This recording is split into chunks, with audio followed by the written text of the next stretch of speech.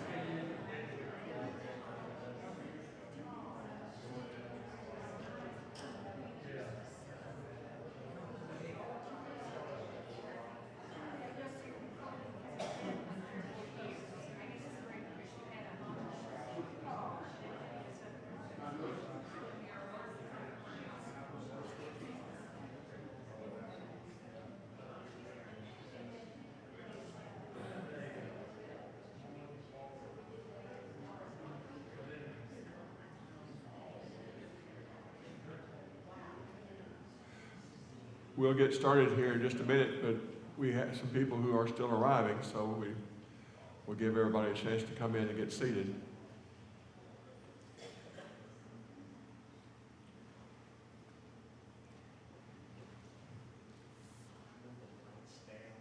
Yes, please, if you would. I'll let everybody start getting in. They should have a preset level back there. It looks like, well, there may be. Well, anyway, we'll get started here in just a minute.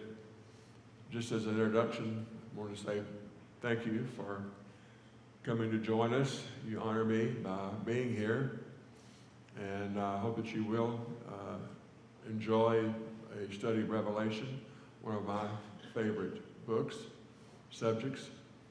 And I was privileged when I was younger to take a class under one of the great scholars of our brotherhood, W.B. West, Dr. W.B. West, who is Dean of the Graduate School of Religion in Harding Graduate School in Memphis for many, many years, and an acknowledged brotherhood expert on the book of Revelation, and inspired all of us young men who studied under him to learn and appreciate this book, and I hope you will too. It's a fascinating topic, as we will see. So, I think that looks like the things are settling down, and I've asked Brother Joe Mohorn if he'll lead us in the opening prayer.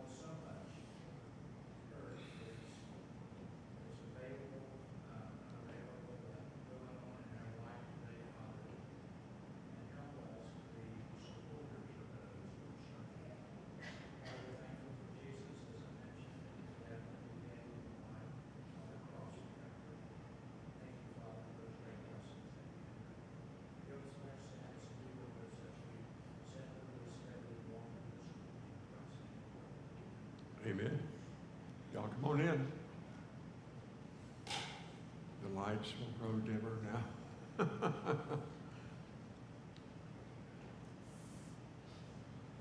Okay.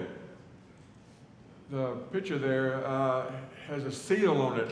Seals are going to play a big part in this book, as you know. And let me just, as a little bit of an introduction, the first time I actually had a chance to teach this book, I was actually in Fayetteville. I had been hired by the North Street Church, which is now, I think, out Mount Pleasant? Mount Comfort. And, but anyway, to be the campus minister for the University of Arkansas. My wife and I were there for 9 years. Campus minister, she was my secretary and helper.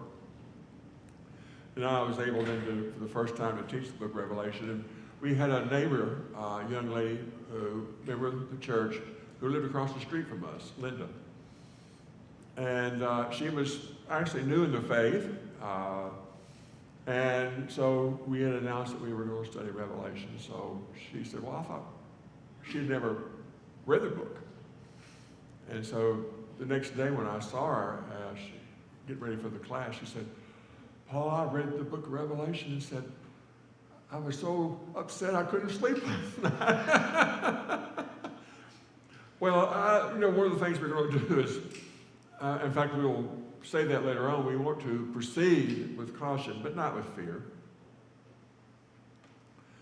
And there are a lot of fantastic things going on in this book, and fearful things. But we'll see the major message that we'll be talking about here. And it's important, I think, as you were saying, that we do spend some time. So, anyway, that's just kind of the idea. We want to approach the book, as we will see. And what I'm going to do now, we're not going to just dive right into the deep end. I want to try and maybe teach you to think apocalyptically. Okay? Because this is one book we do have to approach kind of differently than the other books. And by the way, if you have friends who are interested, they are going to be trying to record this lesson, and or you can put it on, see it on YouTube, on the website. So that's going to be, I hope, a blessing. Okay, we'll get here. The revelation or apocalypse of Jesus Christ. Apocalypse is the Greek word for revelation. In my younger years, I remember we had a dear brother who got upset one day because someone used the word apocalypse. He said, "Why are you talking about the apocalypse?" And it's just the Greek word for revelation. There's nothing really fantastic about it. It's just a different language. You see, it means the same. And it means then the revelation, the book is one revelation.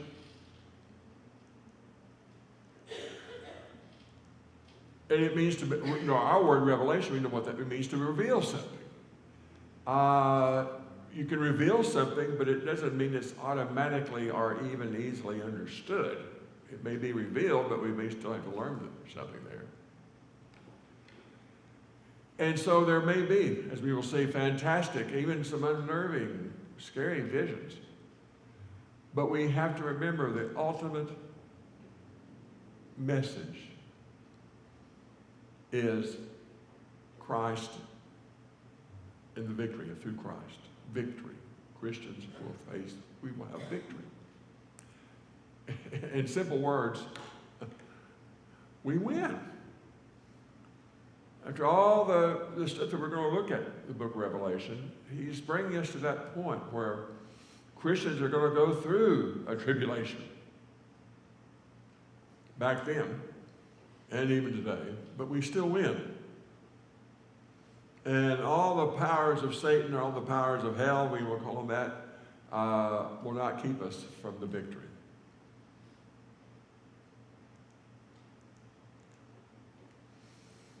Today, the term apocalypse has become mainly the term apocalyptic. And this is very common now. Talking about an apocalyptic vision, or this movie has an apocalyptic theme, or whatever. A belief in the imminent destruction of the world with religious or catastrophic overtones. Dystopian ends, the end of the world type thing. This is the idea.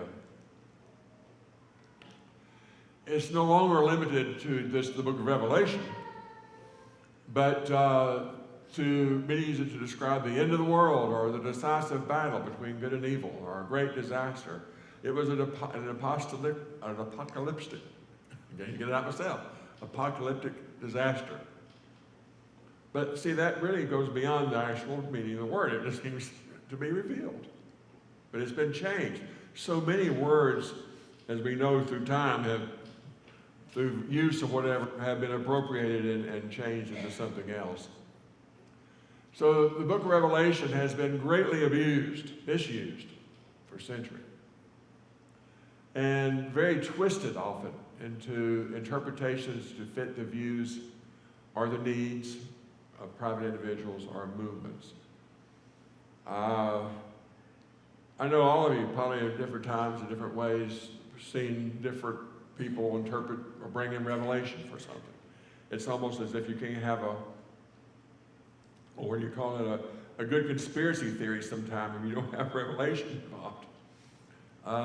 If you don't bring in the beast, or if you don't bring in the this or that about what's going on here. You've got to somehow, people feel like they've got to make everything in Revelation about today.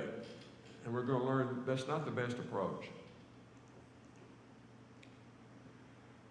Prophecy, okay, this is a big part of the book. It's two types. You can have basic prophecy, we'll talk about here, and apocalyptic prophecy. It's been around for a long time. And the Old Testament's full of it. Originally, prophecy meant to speak or sing by inspiration, give a prediction, or sometimes by praise. Literally, it can mean to speak for somebody else. A prophet is someone who speaks for God. And again, it can be futuristic, but it doesn't have to be. And the prophets, maybe to diverge a little bit here, the prophets were often strange people. If you go back and read some of the things that the prophets did in the Old Testament, they did some odd things, didn't they? They did that because God said to do this, to act a certain way. I think it was Ezekiel whose wife died, and God said, "Don't cry, don't show any emotion, because Israel will soon be full of death, and there'll be no, there'll be so much of it, no one will cry. They can't." So this is an example. I guess you could say God used the prophets of old as visual aids, and that's what we're going to see really also with the book of Revelation. A lot of it's visual aids, trying to get a point over. The prophets did say just act strange occasionally. I don't have the scripture, you can look it up, but where Saul, waiting for Samuel, God struck him, and Saul fell to the ground and jabbered and foamed at the mouth and acted kind of strange. And the people around about him said, "When did Saul become one of the prophets?" Well, you go, "Oh, well, okay." You see what they thought about prophets. Prophets did strange things, but they did it to get people's attention. Visual aid. Okay. Yes, sir. Yes, yeah.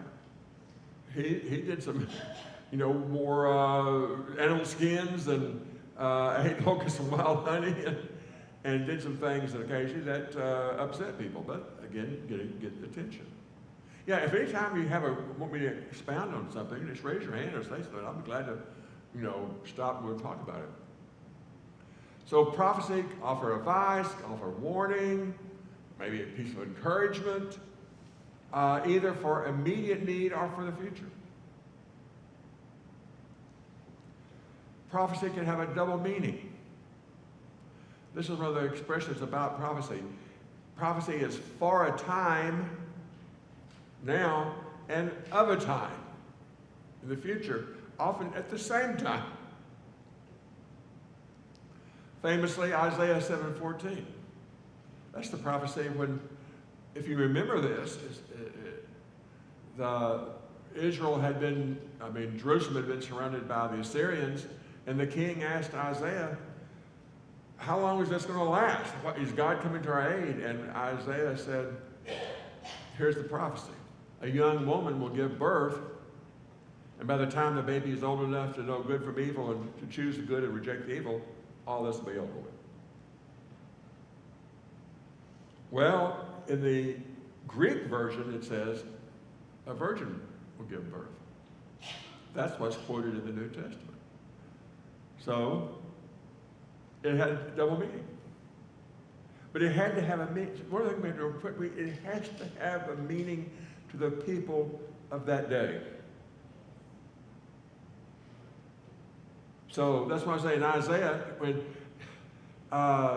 It's later reinterpreted, it's quoted later on. But when Isaiah talked about it, the king was needing some, information. And so essentially it's like saying maybe 9 months to a year, it's going to be over with. Don't worry about it. But then later on, it's also brought up as an example of God's future prophecy too. And prophets often spoke of things for which themselves had no clear understanding. And that famous 1 Peter 1, 10 and 12 talks about that. That the prophets spoke of things that they wanted to look into. They were like, okay, I just said this. What does it mean? And it even says the angels wanted to look into it sometimes. They didn't always know. So sometimes you can think the guy was prophesying, and then you think, well, okay, he didn't really often understand the whole importance of what he was saying himself. But he spoke anyway.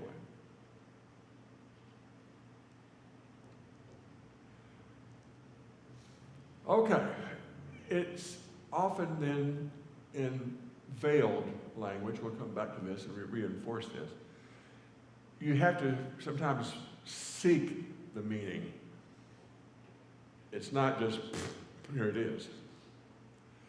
This is from Isaiah. Keep on hearing, but do not understand. Keep on seeing, but do not perceive. Make the heart of this people dull, and their eyes heavy, and blind their eyes, lest they see with their eyes and hear with their ears and understand with their hearts and turn and be healed. So God, says, okay, you can try, but if your heart's not open, you're not going to understand this. And he says in Isaiah again, bind up the testimony, seal the teaching among my disciples. My people will understand. Jesus does the same thing. And they question, why do you use parables? Jesus quotes Isaiah. Because he said, those who are seeking the kingdom of God, those who are wanting to know, they will come to have an understanding. But even his own apostles sometimes didn't get the message right off, did they?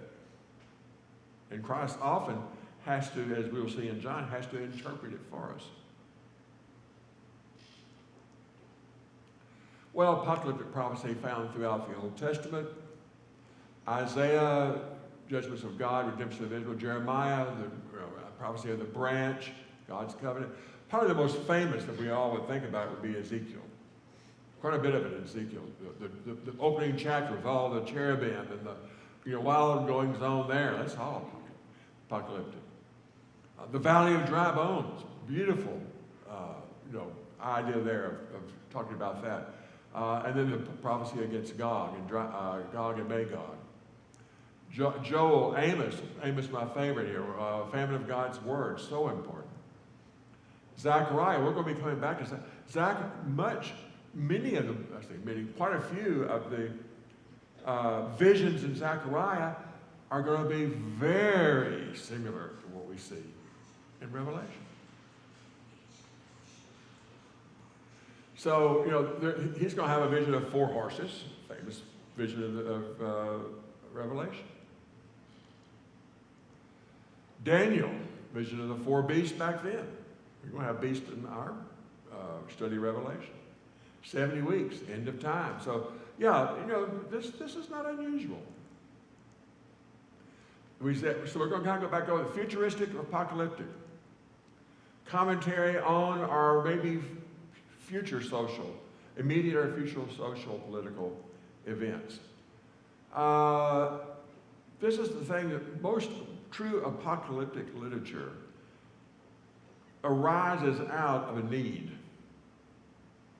There's a time of stress, and the people are looking for insight, and the apocalyptic literature appears. And still, though, it's there, but they're still going to have to they're going to have to work with it. They're going to have to look through it to get the true message. So, conflict, stress, danger, apocalyptic literature can come from that. It can often transmit an important, sensitive, or even subversive. We're going to look at the book of Revelation. And it's got a lot of stuff that's really anti-Roman, as we will see. Well, you don't want to go out and publish a book and say, guess what, guys? Rome's going to be overthrown. Well, the Romans might not take nicely to that. But instead of saying Rome, you say Babylon. Well, Romans, Babylon's long gone. What do the Romans care about? If you say Babylon is fallen, Babylon is fallen. Okay, that's nice. So they could say things sub rosa, underneath, and keep it within the family, so to speak.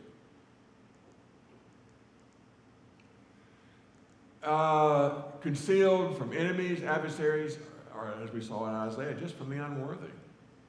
Or Jesus said, the people who are listening to this and don't get it are maybe not really seeking. So, again, not straightforward, but veiled, but with a purpose. So, it's up to us to put the effort in to try to understand it. Well, what situation then? If we say that apocalyptic literature comes out of stress, danger, problems, what was the situation that prompted the writing of the book of Revelation? Well, we're going to look at dates here. It's often good to ground our, information in dates. Normally, there have been 3 dates proposed for the writing of the Revelation. The early date, 65, middle date set around 71, the late date around 90. This is AD. Probably many of you have heard people say, well, this was written during the time of Nero. As we'll see, we're going to talk about that. Others said, well, no, it's written during the time of Domitian, the late day. I contend that neither one of these fits the internal evidence, as we're going to see here now. Here's the internal evidence. Beginning in verse 9 here, and we're going down. Revelation 17, 9 to 11. This calls for a mind with wisdom. There you go. The 7 heads are 7 hills on which the woman is sitting. That's the whore of Babylon. There are also 7 kings, 5 of whom have fallen. One is, the other has not yet come, and when he comes, he does come, he will remain only a little while. As for the beast, that's been talked about in that chapter, that was and is not, it is an 8th that belongs to the 7 and goes to destruction. Okay. What does this provide? It calls for a mind with wisdom. The 7 heads are 7 hills. All of us, if we know very little about Rome, most of us know that Rome sat on what? The 7 hills of Rome. You've been there, haven't you? Did you walk to all 7 hills? You may have felt like it. So this is classic. The 7 hills of Rome. So there's people in the know what's going on here. They are also 7 kings, 5 of whom have fallen. One has not yet come. When he does come, he'll remain for a little while. 5 have fallen. 5 emperors had fallen. Augustus, Tiberius, Caligula, Claudius, and Nero. One who is, Vespasian. He ruled 69 to 79. The one to come for a short time, his son Titus, only ruled 3 years.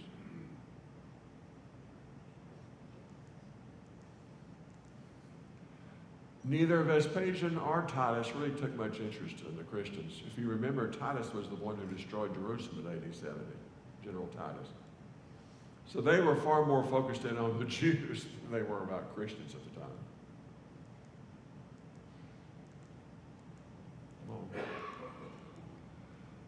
For the beast that was and is not is an eighth, but he belongs to the seven and goes to destruction.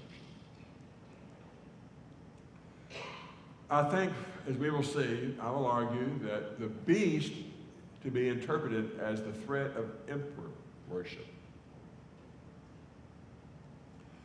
Augustus, Claudius, Vespasian, all would be declared gods at their deaths. That was kind of the king. It's interesting that the Senate felt it had the power to make you a god. It's interesting, isn't it?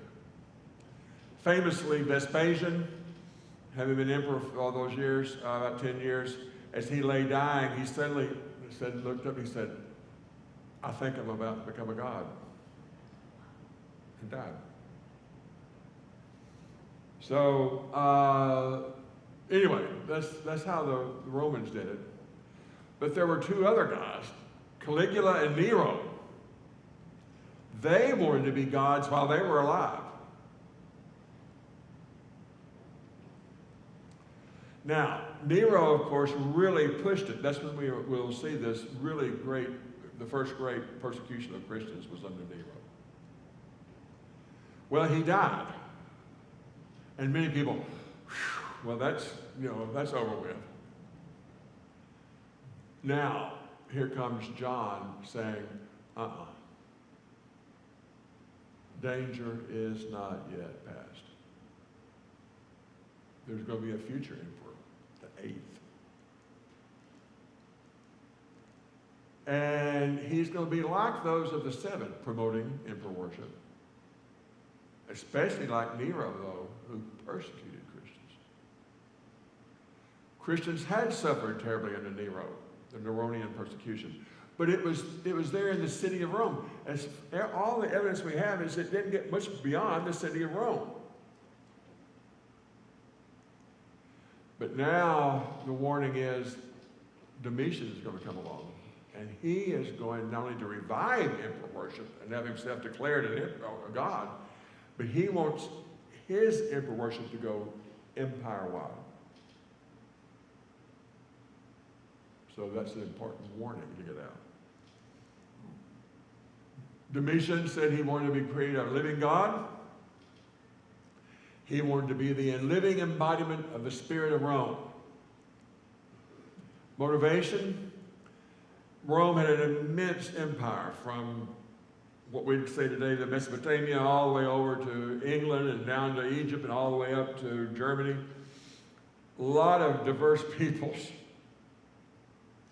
And trying to keep that thing held together was not easy. And so his idea was if we can get everybody worshiping on the same page, maybe that will bring about cohesion. He was addressed as Dominus et Deus, Lord and God. We'll learn more about that later. The names of blasphemy. Also, he was the one that ordered all the officials to issue a libellus. Libellus. We'll talk about that more when we get over there. It's in Revelation. Later on, Revelation 13:15, where it says that they put a mark on your head and you can't buy or sell without the mark. So they look at this and say, this must be the libellus, because you couldn't buy. If you had not gone into a temple and publicly offered sacrifice to the statue of the emperor in front of government officials who would testify that you had done that, they would then give you this piece of paper that they would sign, yes, he is a member in good standing, and then if you wanted to go to the marketplace, you had to, if you were challenged, just like during different times of war or whatever, they'd say, where are your papers? You have to show your papers, who you are. But you had to show this to say, I have worshiped the emperor, and I have a testimony. These guys saw me worship the emperor.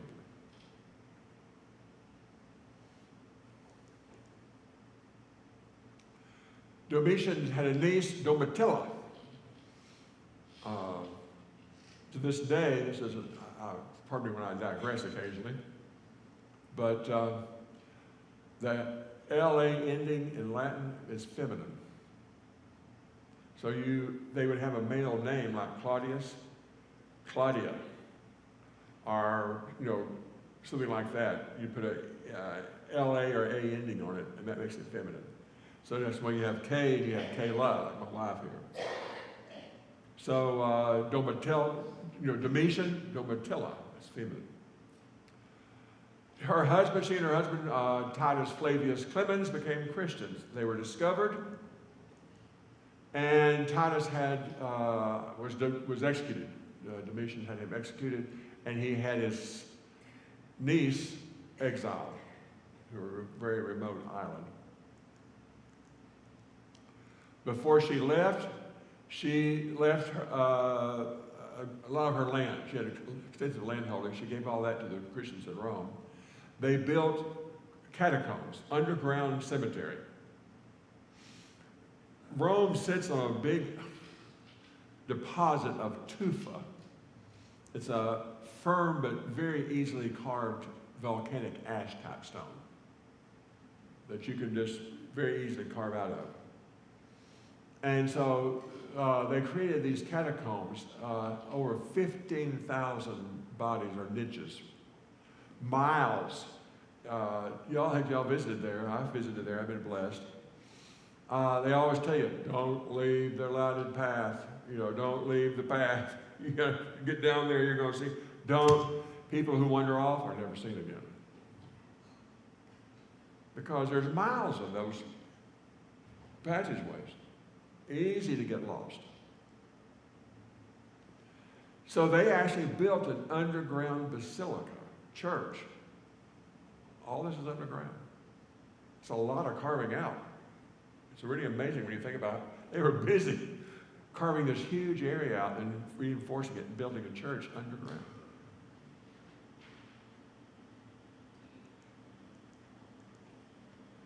So, this is why I would argue that we have placed the date of the writing of Revelation sometime around 80, 70, or in that area, after Vespasian now has become emperor.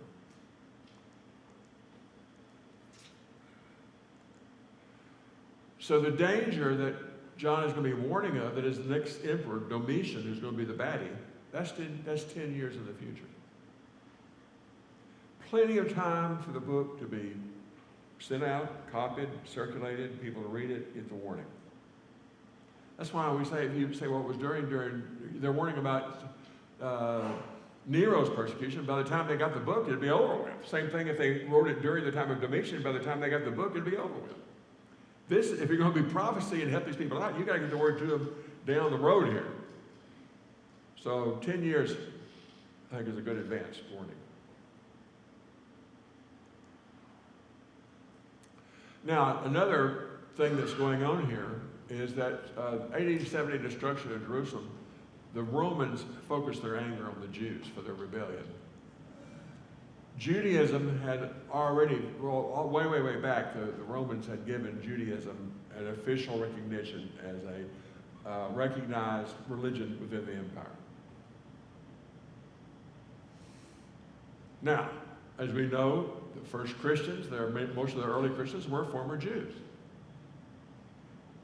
And so they could kind of shelter themselves under Judaism. In fact, the Romans actually just thought that Christianity was, we even have statements to that fact, that, well, that's just a cult of the Jews. And they didn't really get it at first. Well, AD 70 then, with the Jews persona non grata now, and the Romans really mad at the Jews and pursuing them and persecuting the Jews for their rebellion. By that time, by AD 70, probably a majority, we think, of Christians, new Christians, were now pagans, former pagans. And they didn't want to be, lumped in there with the Jews. But to get away from the Jews, to move away from that shelter, meant that you were now exposed.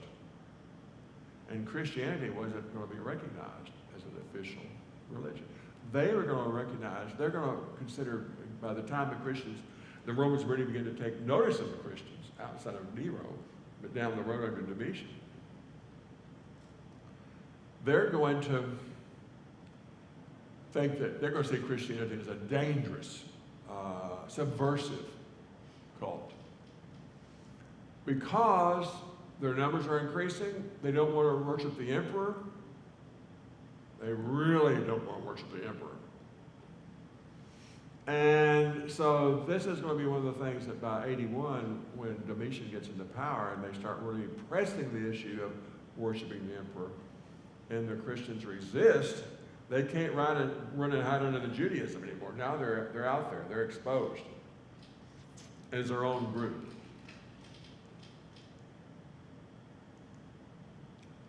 So they're going to be part of this empire-wide persecution that's coming, and it's going to be harder to avoid.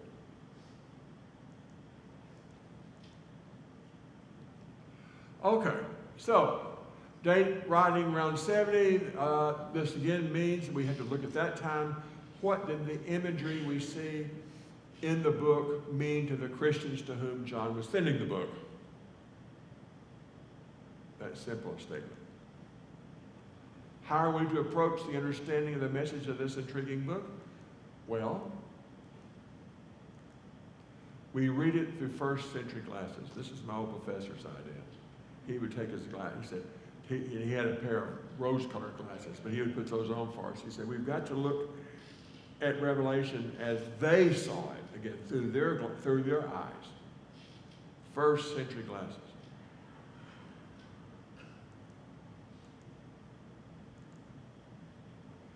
So, we will approach the text logically, systematically, we hope, from their worldview.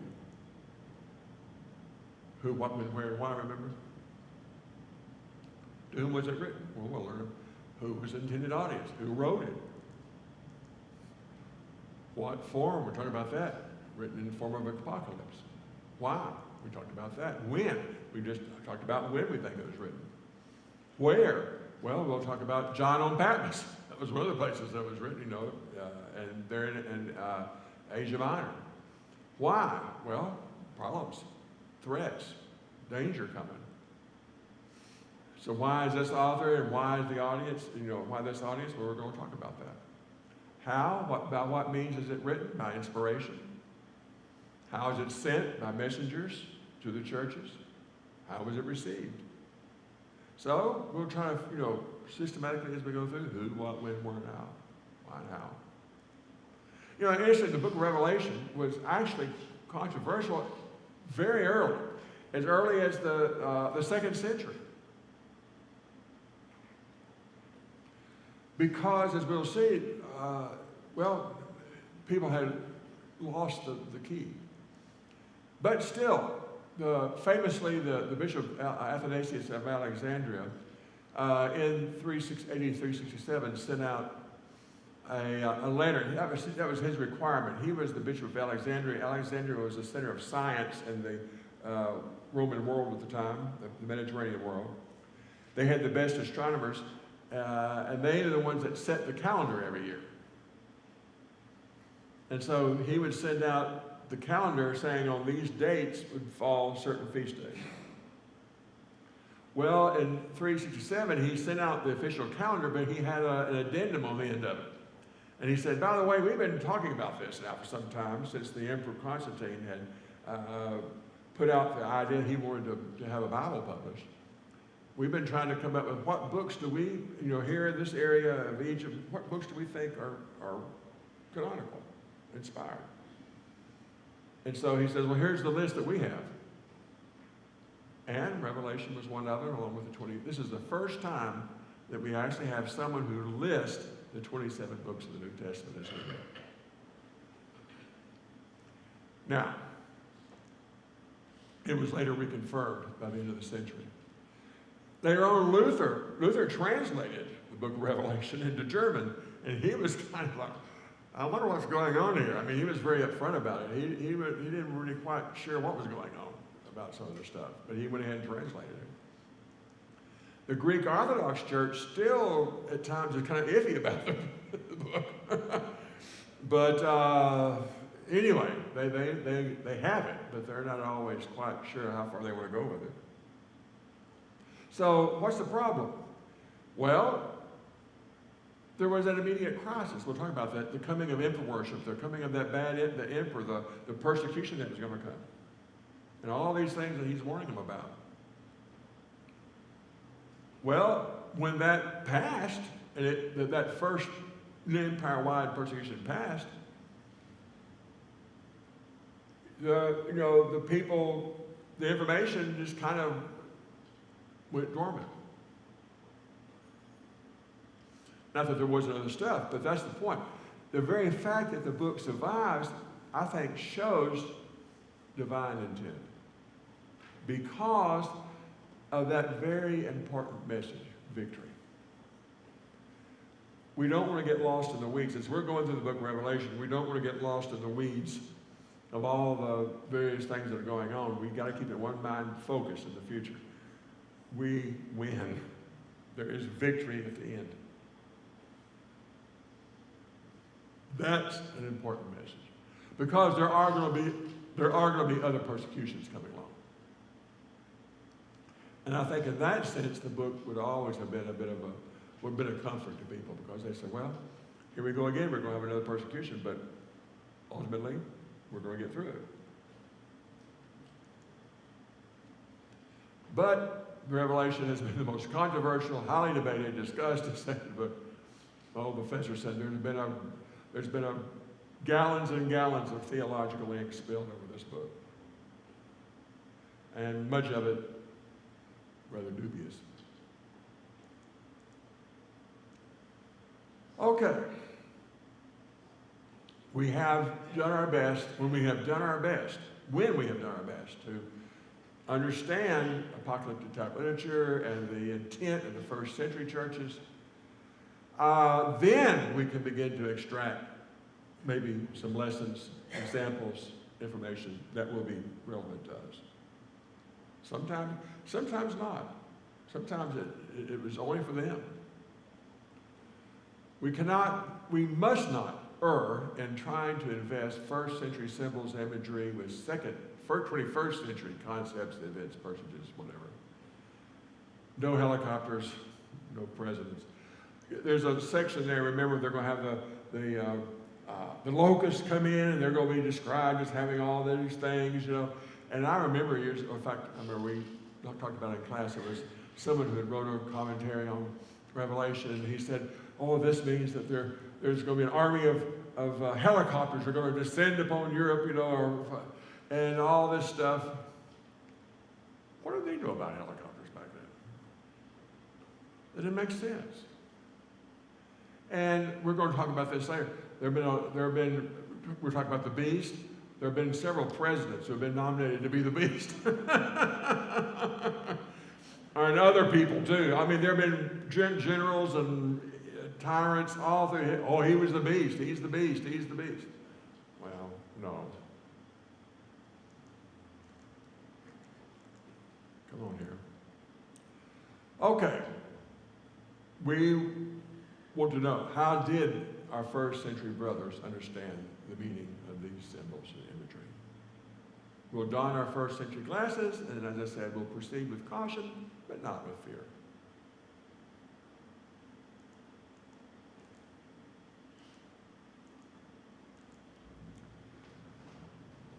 Okay, the revelation, apocalypse of Jesus Christ, apocalypsis, revealing, to be revealed. And let me go ahead and say this here too. Maybe we should have mentioned earlier. It's singular. It's the book of Revelation. It's one, the revelation of Jesus Christ. If you had sat in my class with Dr. West, if there was one unforgivable sin in his class, if one of the students said, well, in this chapter, in this verse of Revelations, Dr. West, he said, what book are you talking about? He wouldn't even, accept the question until you. So, I mean, to this day, I mean, it's a revelation. I mean, I'm not going to try to make that big a deal out of it, but just trying to help us understand. Let's speak with wisdom. Let's speak with knowledge. It's the book of Revelation.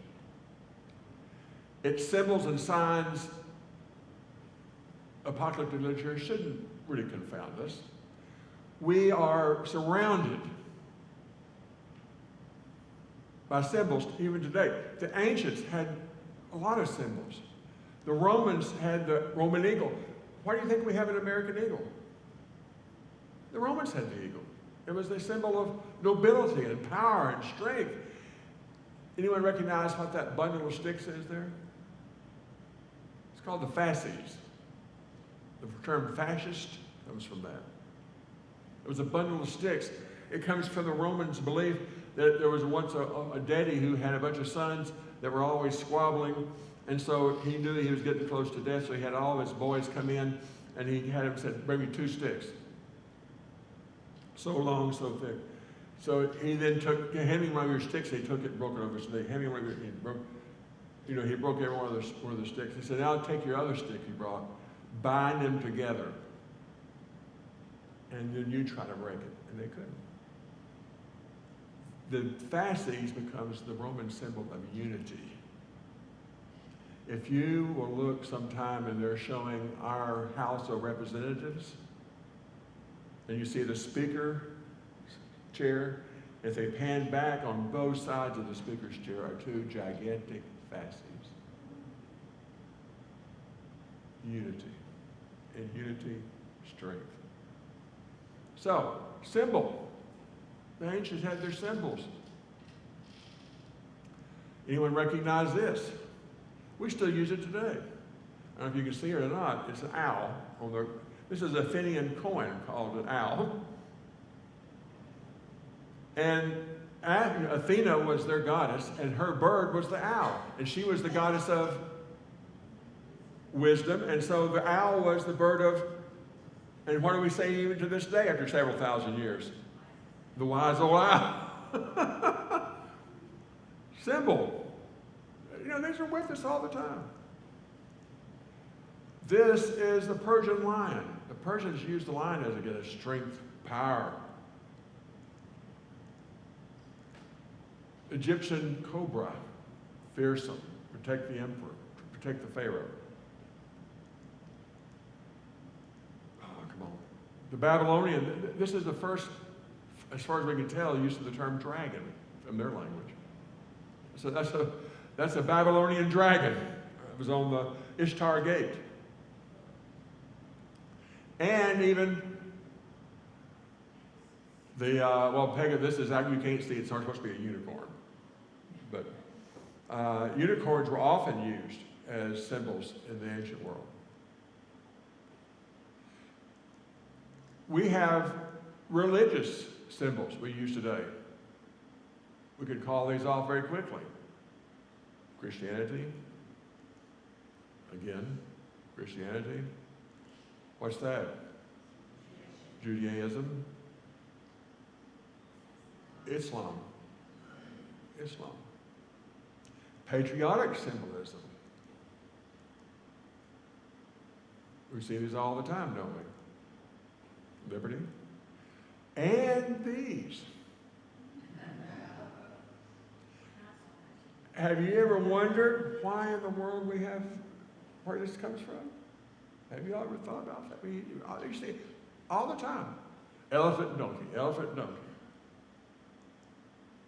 The elephant first appeared in Thomas Nash, famous cartoonist, editorial cartoonist, called The Third Term Panic, published in Harper's Weekly, November the 7th, 1874. He was going to talk about how the Republicans are going to come storming back and they're going to drive the Democrats out of office. It's stuck. So it's been, see the donkey running for his life there? Come on.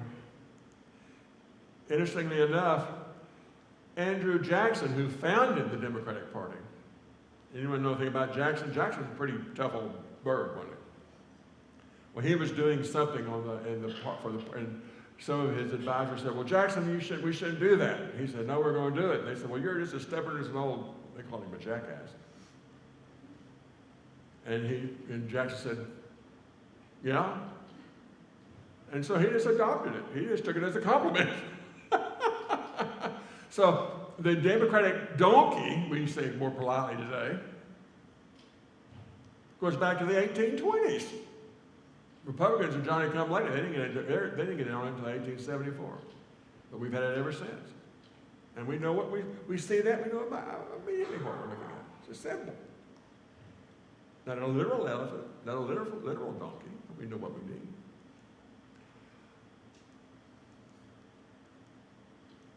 Get through this today. We can. Wonderful Wizard of Oz.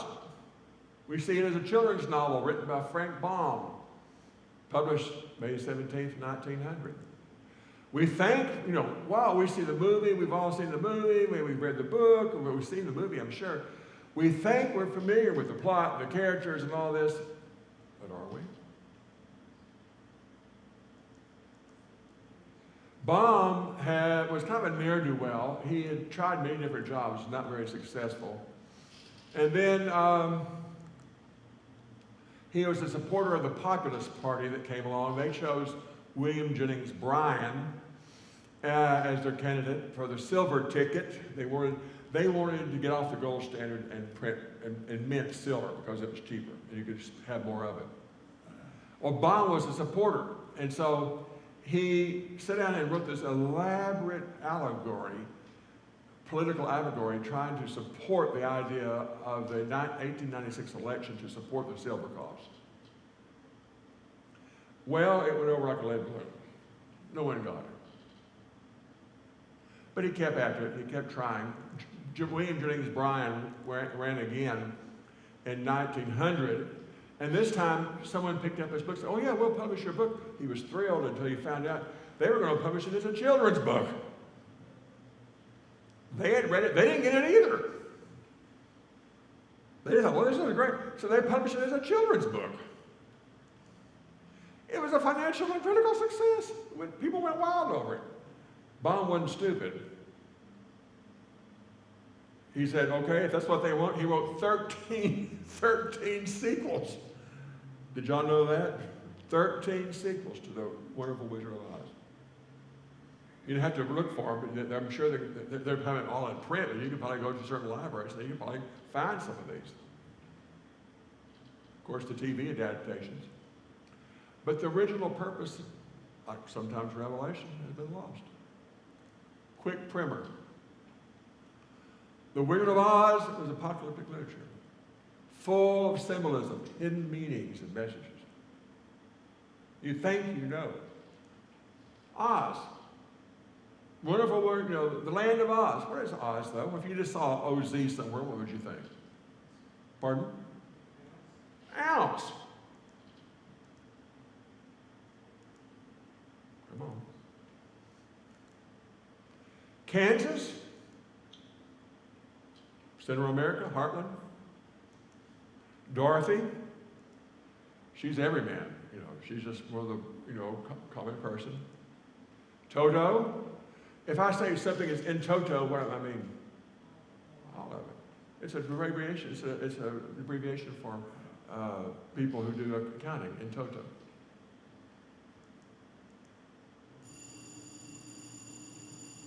Let me get through this.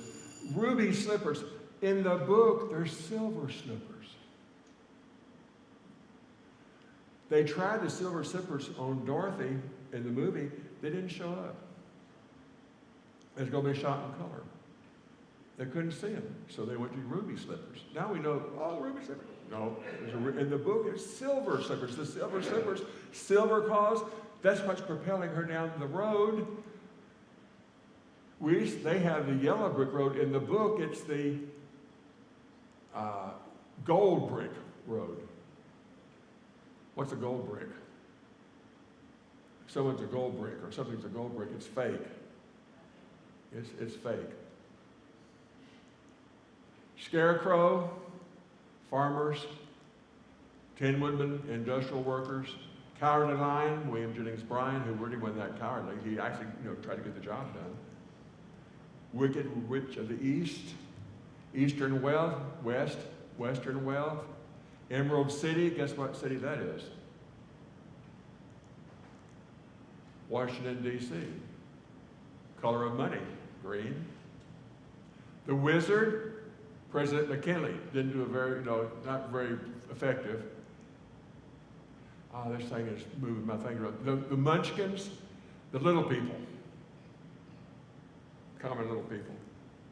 Flying monkeys, corrupt politicians. This thing is doing a terrible thing to my goodness. Water bucket, they think control of the Western resources. So, maybe you haven't ever thought about that. You sat through the movie many times and didn't realize you were looking at a political statement, did you? That you were reading the story of a political statement about the silver cost, mint more silver. That's what we've got to prepare you for here. When we're looking at this, at Revelation, there's more going on here than just meets the eye. That's what we're having to delve deeper. We're having to delve looking into it. We have to understand back then. So we'll take our time, and we'll try to help you think apocalyptically as we go along. And I think I hope you'll find it interesting. That you'll find it really fascinating, because it is. It's a fascinating study. As we delve into some of this, there's going to be history. There's going to be future. There's going to be current problems. There's going to be all kinds of things going on. And some of it's very fascinating when you start looking at the symbolism that they're using. So, as we look at the first chapter of the book of Revelation here in a few minutes, or the next time, come back and be with us, we hope. It's the revelation of Jesus Christ who has presented this awe-inspiring vision. We'll be introduced to John, who receives the revelation on the Isle of Patmos. And he'll be shown, we'll see, things that are and are going to take place, and have been also. And Jesus is sending his messengers from the 7 churches of Asia to receive his instructions. And, as we will see in the first chapter, we will be given a primer. We'll see this fantastic vision of this man standing, glorious man standing in those candlesticks and whatever. And we're like, well, what's all that about? Well, he'll give an explanation. That's an indication that what's to come. We've got to look at when we see these things, there's something beyond what we're seeing here. Okay, we'll stop here for tonight. Any last minutes here? Can I elaborate on anything? Anything we can? I know there may be some questions. If you have anything, we'd be glad to try to speak to it now. Yeah.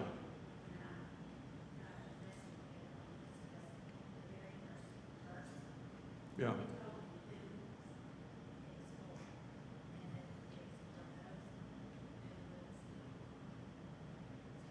Yeah, we'll talk about that when we get to the very first verse. And he says several times, it's happening soon. It's coming soon. It'll be here soon.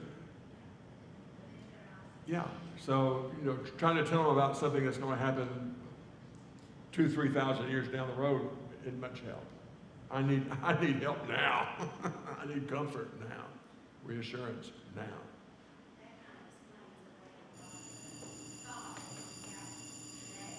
Oh, yeah. Oh, yeah.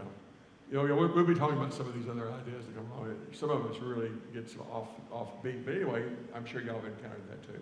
Thank you so much for being here. God bless. Lord willing, we'll see you next week.